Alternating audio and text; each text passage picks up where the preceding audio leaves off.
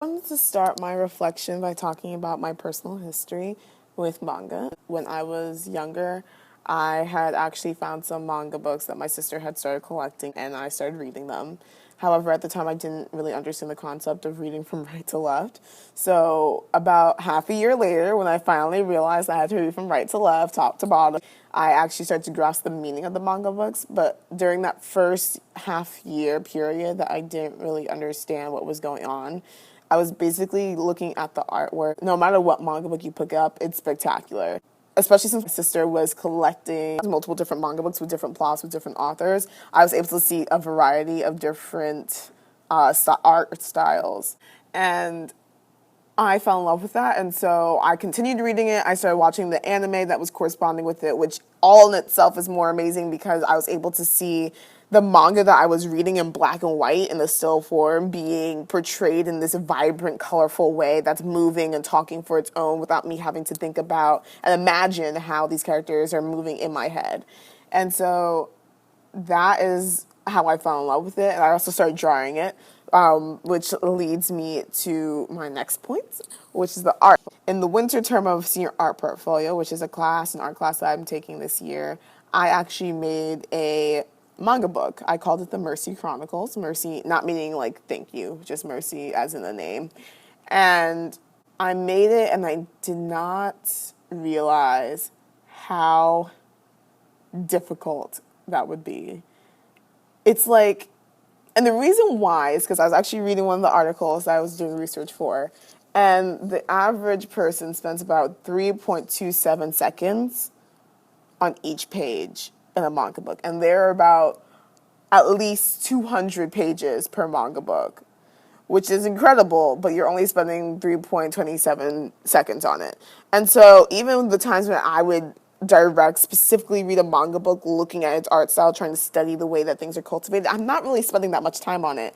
But it's incredible because you don't spend, and the battle scene takes up about 100 pages, and you're just flipping back because they're just flying across the screen, and in your head, they're just fighting. But when you're actually sketching it, it's so easy to get artist block, if that's a word, because it's this whole level of prediction. And the level over it is that, and when you're drawing it, you have to say, I want a battle scene right now. But how am I going to draw this so that the readers understand it?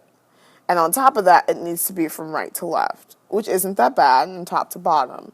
But now you have the panels. All right, I mean, like, there's a level of skill that goes into moving the characters around that is complex, like all these levels of perspective. But now you also have to add these lines. So when you look at my manga, there are times when I like drew lines, like horizontal or diagonal lines, and that shows motion. It shows that they're flying across the screen, they're running, the sword is whizzing through the air. It's all that. And that's the most complex part that I struggled with and trying to remain attentive. It's so hard to remain focused and to remain enthusiastic with what you're doing when you're going so slowly.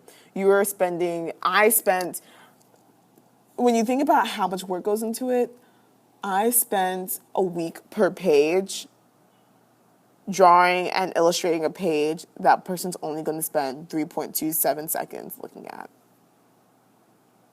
That, I want to say it's ridiculous, but it's amazing that artists still have the enthusiasm to continue drawing and the ambition and the endurance to continue drawing all of that, knowing that people are not going to be spending that much time on it.